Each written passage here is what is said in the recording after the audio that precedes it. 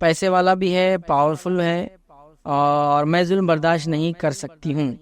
تو یوٹیوب پر ایک وظیفہ آیا ہے کہ 7 دن تک یہ وظیفہ پڑھے اور 3 کالی مرچوں پر آیت یا جبارو کا وظیفہ پڑھ سکتے ہیں۔ تو انہوں نے لکھا ہے کیا ایسا کروں؟ تو دیکھیے ظالم دشمن ہے آپ کا، وہ آپ کو مارنے پر تلا ہے، تو آپ اللہ تعالیٰ سے جو ہے دعا کیجیے اور اپنی عاجزی کا اظہار کیجیے، اپنے کمزوری کا اظہار کیجیے اور بتائیے اللہ تعالیٰ تو ہی سب سے زیادہ طاقتور ہے اور مجھ جیسے کمزور کی مدد کر، انشاءاللہ عزیز یہ آپ کے لیے کافی ہے۔ لیکن یا جبارو کا وظیفہ 7 دن تک کر کے کالی مرچوں میں پڑھنا یہ سنت سے ثابت نہیں ہے، یہ غلط ہوگا، یہ مت کیجیے، یہ مت کیجیے۔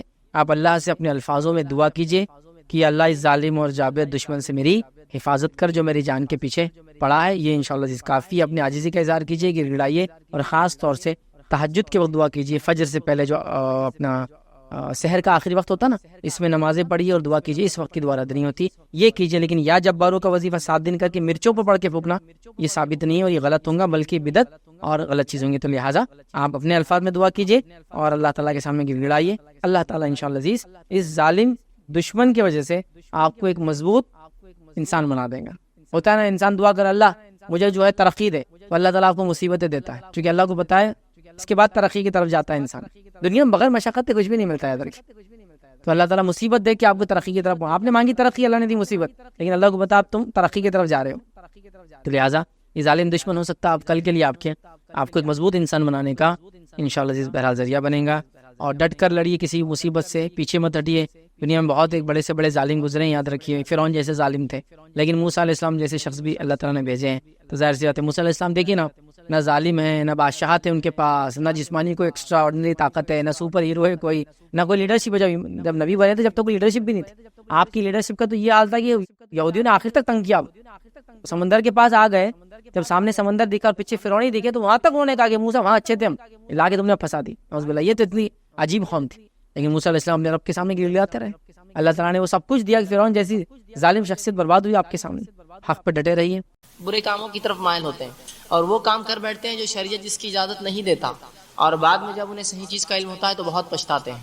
تو کیوں نہ ہو کہ ہم وہ چیز کو پہلے ہی جان لیں جو عقیدے کو بگاڑنے میں آج اس معاشرے میں سب سے زیادہ اہم رول ادا کر رہی ہے۔ جو عقیدے میں بگاڑ آ رہا ہے لوگوں کی، وہ اسی قسم سے آ رہا ہے کہ لوگوں کو جنوں کی حقیقت نہیں پتہ، جادو کیا ہے، اس کا علاج کیسے ہوتا ہے، علم نہیں ہے۔ لوگ سمجھتے ہیں کہ شریعت اسلامیہ نے اس معاملے میں ہم کو یوں ہی چھوڑ دیا، بھٹکنے دیا، اور وہ کہتے ہیں کہ بھائی یہ معاملہ اس سے حل نہیں ہونے والا، ہمیں کچھ اور کرنا ہوگا۔ تو یاد رکھیے شریعت اسلامیہ ایک مکمل دین ہے، ایک مکمل دین ہے، اس نے کسی چیز کو نہیں چھوڑا۔ انسانی زندگی کے تعلق سے جو بھی مسائل ہیں اس دین نے اس کو ایڈریس کیا، اس دین نے اس سے مخاطبت کی اور اس چیز کو بتایا، اور کس طرح سے صحیح عقیدہ رکھا جائے اور کیا چیز غلط ہے اس کے تعلق سے تفصیلات دی۔ تو بہت سی بار یہ ہوتا ہے کہ لوگ چونکہ غلط فہمی ملوث ہوتے ہیں، وہ سمجھتے ہیں کہ اب اس کا کوئی حل نہیں ہے، لہٰذا پھر وہ یہاں اور وہاں ایسے اور ویسے کے پاس جاتے ہیں جو ان کو اللہ اور اس کے رسول کے نام پر، اللہ کی کتاب کے نام پر، شریعت کے نام پر، قرآنی آیتوں کے نام پر پھر لوٹ اور کھسوٹ کا بازار گرم کرتا ہے۔ اور یوں تو جتنے معالج اس معاشرے میں پائے جاتے ہیں سبھی قرآن حدیث سے علاج کرتے ہیں، لیکن افسوس صحیح طریقہ کوئی اس میں اپناتے نہیں تھے، اللہ ماشاء اللہ کہ چند لوگ اس تعلق سے جو ہے صحیح رویہ اختیار کرتے ہیں۔ تو آئیے اس کی حقیقت کیا ہے؟ کیا رسول اللہ صلی اللہ علیہ وسلم کے زمانے میں واقعات ہوئے؟ آپ صلی اللہ علیہ وسلم نے کیا کیا، کس چیز کا حکم دیا، شریعت مطہرہ نے اس معاملے میں کیا گائیڈ لائنز دی، کیا ہمیں جو ہے باتیں بتائی کہ کس چیز پر عمل کریں؟ انشاءاللہ مختصر سے اس وقت میں یہ تمام چیزیں رکھنے کی کوشش کروں گا اور اس کی سنگینیاں بھی رکھوں گا کہ اس کی حقیقت کیا ہے۔ سب سے پہلی چیز تو یہ کہ میں نے جس طرح سے خطبے میں آپ کے سامنے قرآن پاک کی جو ہے 3 آیتیں تلاوت کی۔ پہلی آیت جو میں نے تلاوت کی، اللہ فرماتا ہے وما خلقت الجن والانس الا لیعبدون، کہ ہم نے جنوں اور انسانوں کو خالص اپنی عبادت بندگی کے لیے پیدا کیا۔ تو قرآنی آیت یہاں ایک چیز کی طرف اشارہ کر رہی ہے اور وہ ایک مخلوق ہے جس کی طرف اشارہ ہو رہا ہے، اور وہ ایسی مخلوق ہے جس سے سوال و جواب ہونے والا ہے۔ اسی لیے انس اور جن کو ساتھ لایا گیا اور کہا وما خلقت الجن والانس الا لیعبدون، میں نے جنوں اور انسانوں کو خالص اپنی عبادت کے لیے پیدا کیا۔ تو گویا جن بھی کوئی ایک مخلوق ہے جو ہم جیسی ہے اور اسے انہی چیزوں کا حکم ہے جو ہمیں حکم ہے، اور وہ مکلف ہے اپنے رب کے سامنے، وہ جواب دہ ہے، اسے جواب دینا ہے اپنی کارکردگی اپنے اعمال کے اعتبار سے۔ اسی لیے کہا وما خلقت الجن والانس الا لیعبدون۔ دوسری مخلوقات کے تعلق سے اللہ نے یہ نہیں کہا، ہاں تمام اللہ کی دیگر مخلوقات وہ اللہ کی اطاعت، حمد و ثنا اور کبریائی بڑائی بیان کرتے رہتی ہے۔ صرف یہ 2 مخلوق ایسی اس کو اختیار ہے ایمان لائے یا کفر اختیار کرے۔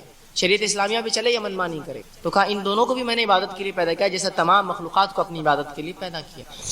اس طرح اللہ رب العزت سورہ ہجر کی آیت نمبر 27 میں فرماتا ہے اور کہتا ہے، اللہ فرماتا ہے وَالْجَانَّ خَلَقْنَاهُ مِنْ قَبْلُ نَارِ السَّمُومِ، کہ ہم نے جنوں کو انسان سے پہلے پیدا کیا، ہم نے جنوں کو انسان سے پہلے پیدا کیا اور بنا لو والی آنکھ سے پیدا کیا. تو یہاں ان کی تخلیق کے تعلق سے تفصیلات آ رہی ہے کہ ان کی تخلیق ہم نے کیسے کی. آدم کی تخلیق مطلب ہماری تخلیق مٹی سے ہوئی، فرشتوں کی تخلیق اللہ نے نور سے کی، جنوں کی تخلیق اللہ نے آنکھ سے کی، اور مختلف مقامات پر ان کے تعلق سے تفصیلات دی گئی اور بتایا گیا. تو یہاں فرمایا ہم نے جنوں کو اس سے پہلے آدم سے پہلے جو ہے بنا لو والی آنکھ سے پیدا کیا. ناری سموم کے لفظ استعمال کیا، بنا لو والی آنکھ، اس سے ان کی تخلیق ہوئی. لہٰذا فطرتاً یہ تھوڑے گرم اور تیز ہوتے ہیں، چونکہ اللہ نے جس چیز کو جس سے پیدا کیا، ہمیں مٹی سے پیدا کیا. ہماری فطرت آدم علیہ السلام کے رویے سے پتہ چلتا ہے پورے قرآن میں، اور جنوں کی فطرت ابلیس کے رویے سے پتہ چلتا ہے. اپنے رویے میں بہت سخت تھا یہ. بہرحال اطاعت کے وہ بھی مکلف ہے، اطاعت کے ہم بھی مکلف ہیں. آئیے آگے تیسری آیت جو سورہ رحمان کی آیت میں نے تلاوت کی، آیت نمبر 15 تھی، وَخَلَقَ الْجَانَّ مِن مَارِجٍ مِّن نَّارٍ، کہ اللہ نے فرمایا اور جنات کو آنکھ کے شعلے سے ہم نے پیدا کیا. آنکھ کے شعلے سے پیدا کیا اور بنا لو والا تھا. دونوں آیتوں کو ملا دیے تو یہ تفصیلات سامنے آتی. تو گویا ان کی بھی تخلیق ہوئی، اور یہ بھی ایک مکلف مخلوق ہے، رب کے سامنے جواب دہ ہے اپنے اعمال کے اعتبار سے. بہت سے لوگ سوال کرتے ہیں کہ جن مکلف ہے، سزا اور جزا؟ ہاں، ان کے تعلق سے بھی تمام وہی چیزیں جو ہمارے تعلق سے ہیں. اب آئیے ہم امت کا یہ حال دیکھتے ہیں اس مسئلے میں کہ امت افراط اور تفریط کی شکار ہے اس مسئلے میں. کچھ لوگ وہ ہوتے ہیں جو سرے سے ان کا انکار کرتے، کہتے ہیں نہیں ایسی کوئی مخلوق ہے ہی نہیں، یہ فالتو چکر میں مت جائیے آپ. کچھ لوگ وہ ہیں جو اتنے ان کے پیچھے پڑ جاتے ہیں کہ گھر کا لوٹا بھی ہل جائے تو کہتے ہیں ہاں جنہوں نے ہلایا ہوگا. تو ایک افراط حدوں سے آگے، بس ہر چیز انکار کہ نہیں ایسا ہو ہی نہیں سکتا، جو دکھتا نہیں وہ کیسے ہو سکتا. اور دوسرے تفریط کہ بس کچھ بھی ہوا تو تقدیر قسمت کوئی ان کے پاس مانا نہیں، قد اور قضا، بس جنہوں نے کیا ہوگا جادو سے ہوگا فلاں. یہ دونوں کا موقف اور رویہ غلط ہے. آئیے شریعت کا اس میں کیا موقف ہے، شریعت ہمیں کیا چاہتی ہے، شریعت نے کیا معاملات دیے، میں آپ کے سامنے آج وہ رکھنے کی کوشش کروں گا. عموماً بہت سی باتیں اس درس میں ایسی آئیں گی، قابل غور بھی ہوں گی اور انسان کو تعجب میں بھی ڈالیں گے، لیکن یاد رکھیے یہ تمام کی تمام باتیں بدلیل آپ کے سامنے رکھنے کی کوشش کروں گا. یا تو اللہ کی کتاب سے اس کے حوالے دوں گا، یا رسول اللہ صلی اللہ علیہ وسلم کی احادیث صحیحہ سے اس کے حوالے دینے کی کوشش کروں گا. لیکن ہوتا ہے. تو آئیے اب ان لوگوں کا موقف جو انکار کرتے اس مخلوق کا اور کہتے نہیں ایسی کوئی مخلوق ہے ہی نہیں، جو گرم مزاج آدمی مرد ہوتے ہیں یا آدمی ہوتے ہیں یا انس ہوتے ہیں انسان ہوتے ہیں، بس وہی جن یہاں مراد ہے. جبکہ رب العزت فرق کرتا، وما خلقت الجن والانس، فرق کیا، وخلق الجان، اور ہم نے جن کو پیدا کیا. یہاں فرق بتایا جا رہا ہے واضح، یہاں فرق واضح ہے. پھر بھی لوگ کہتے ہیں نہیں غصے والے انسان جن ہیں اور سادے انسان وہ انس ہیں. یاد رکھیے اس کی کوئی دلیل نہیں ہے، یہ بنا سر پیر کی منمانی تفسیر اور بات ہے، جو بہت سے لوگ آپ دیکھیں گے تفسیروں میں بھی یہ غلطی کر چکے ہیں. تو اللہ رب العزت نے ان دونوں کو الگ الگ گنوایا، سورۃ الجن میں ان کا واقعہ گنوایا، اور رسول اللہ صلی اللہ علیہ حدیث شریفہ میں بار بار اس کا تذکرہ آیا. پتہ نہیں پھر بھی امت کیوں اس معاملے میں افراط و تفریط کی شکار ہے. تو کچھ لوگوں کا موقف یہ ہوتا ہے کہ نہیں جو دکھتا نہیں ہے اس کو ہم مانتے نہیں ہیں. آج کے جدید دور کے اندر جدید سائنسی علوم کو پڑھ کر، عصری علوم حاصل کر کے وہ سمجھتے ہیں ہم نے بہت بڑا جو ہے خلا جیت لیا، اور اب ہم کو سب سمجھ میں آ گیا، سچ کیا ہے، جھوٹ کیا ہے، غائب کیا ہے اور ظاہر کیا ہے، باطن کیا ہے، بس ہم کو اب سب پتہ ہے. لہٰذا جنوین کچھ بھی نہیں ہوتا، اس لیے کہ سائنس سے پروف نہیں ہو سکتے، اور جب تک ہم کسی چیز کو دیکھتے نہیں ہم اقرار نہیں کرتے اس کا. ایسے بھی تھوڑے لوگ آخری دلیل لڑاتے ہیں. آئیے ہم دیکھتے ہیں کیا واقعے میں انسان زندگی میں اپنے وہ چیزیں جس کو دیکھ نہیں پاتا، چھو نہیں پاتا، محسوس نہیں کرتا، کیا انکار کرتا ہے؟ آئیے دیکھتے ہیں. عام زندگی میں تو وہ چیزیں جن کو نہ چھو پاتے ہیں، نہ محسوس کر پاتے ہیں، نہ جان پاتے ہیں، ایمان رکھتا ہے، لیکن دین کے معاملے میں نہیں وہ تو سب دکھتے نہیں، نہ سب فالتو باتیں، وہ نہیں ماننا چاہیے. آئیے بتاتا ہوں. لوگ کہتے ہیں میرا بینک اکاؤنٹ ہے. میرا یہ سوال ہے کہ آپ نے کبھی دیکھا آپ کا بینک اکاؤنٹ کہاں رہتا ہے؟ کئی مینیجر کو بولی میرا بینک اکاؤنٹ بتائیے، وہ نہیں کچھ بینک اکاؤنٹ نہیں رہتا، سب ایک جگہ پیسہ جمع ہوتا، تم کو ایک پاس بک دیتے، چیک بک دیتے، بس یہی اکاؤنٹ، جاؤ پاگل چالے مت کرو باقی بینک میں. آپ بولیں ارے میں بینک اکاؤنٹ کو مانتا ہی نہیں، وہ دکھتا ہی نہیں ہوتا. بینک اکاؤنٹ کسی نے دیکھا کہ آج تک؟ بڑے بڑے لوگوں کے اکاؤنٹس ہوتے کروڑوں کے، کسی نے دیکھا اپنا بینک اکاؤنٹ؟ نہیں، پھر بھی ایمان رکھتے ہیں اس پر. تعجب کی بات ہے، اللہ اور اس کے رسول کی باتوں سے انکار کرتے ہیں اور دنیا کی چھوٹی موٹی باتوں پہ اقرار کرتے ہیں، اور یہ مانتے ہیں کہ غائب میں بھی کچھ چیزیں ہوتی ہیں. یہ سمجھ میں نہیں آتی. لوگ کہتے ہیں کہ عام زبان میں مجھے بخار ہے. سوال یہ کیا بخار کو دیکھا کبھی؟ کیا چھوا اس کو تم نے؟ پھر کیسا مانتے ہو؟ مانتا نہیں بخار ہے، جاؤ. آپ نہیں وہ اس کی علامات سے محسوس ہوتا ہے، جسم گرم ہو جاتا ہے اور فلاں فلاں ہوتے، ہاتھ پیر دکھتے تو ہاں علامتوں سے ظاہر ہوتا ہے. تو بہت سی چیزیں ہم دیکھ نہیں پاتے دنیا میں، ان کی علامتوں سے اس پہ ایمان رکھتے ہیں. خود رب العزت کی ذات کس نے دیکھی؟ اللہ رب العزت قرآن میں سورہ بقرہ میں پہلی صفت متقین کی فرماتا ہے الذین یؤمنون بالغیب، ایمان لاتے ہیں غائب پر. غائب کیا ہے؟ جو دیکھ نہیں سکتے، جو چھو نہیں سکتے، یہی تو غائب ہے.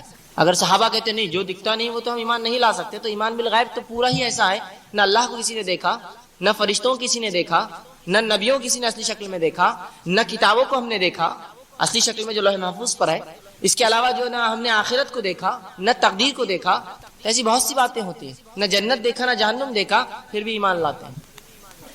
تو اس طرح سے افراد و تفرید کے شکار نہ ہو، بہت سی چیزیں جس کو ہم دیکھ نہیں پاتے اس پر ایمان رکھتے ہیں۔ میرا سوال ہے، بہت سے بچے کیمسٹری سے پڑھتے ہیں، بایولوجی سے پڑھتے ہیں، ان کے سبجیکٹس ہوتے ہیں، وہ لوگ کیمسٹری کا ٹیچر جو بتاتا ہے اس پر ایمان لاتے ہیں، لیکن رسول اللہ کی باتوں پر ایمان نہیں لاتے۔ اس نے کہہ دیا کہ یہ پروٹونس ہے، یہ نیوٹرونس ہے، یہ الیکٹرونس ہے، ایمان لا لیا۔ میرے سوال یہ، کیا کسی نے دیکھا آج تک ایک نے بھی ہم میں سے پروٹون، نیوٹرونس، الیکٹرونس کیسے ہوتے ہیں؟ ایمان لائے، لیکن رسول اللہ کی اور اللہ کی کتاب کی بات آئی تو کیوں یہ اقرار، یہ انکار کا جو ہے رویہ اختیار؟ نہیں ثابت نہیں، چھوڑ دو۔ سوال ہے میرا، لوگ مائکرو بایولوجی پڑھتے ہیں، جراثیموں کے بارے میں علم حاصل کرتے ہیں، سوال یہ ہے آپ میں سے کتنے ہم میں سے جس نے جراثیم کو واقعہ میں دیکھا ہے لیکن اس پر ایمان تو لاتے ہیں؟ جراثیم لگ گئے تو بیماری آتی ہے، فلاں ہو گیا تو فلاں ہوتا ہے۔ سوال یہ جراثیم دیکھا کس نے؟ تو یہاں تو اقرار کرتے ہیں جراثیم کا۔ تو سوال یہ، شریعت کی بہت سی باتیں ہیں جو چھو نہیں سکتے، دیکھ نہیں سکتے، محسوس نہیں ہوتی، لیکن ایمان لاتے ہیں۔ انہی میں سے یہ بھی ایک ہے جنوں پر ایمان۔ اب یہ نہ کہیں کہ جو دیکھ نہیں سکتے، چھو نہیں سکتے تو وہ ہوتا نہیں۔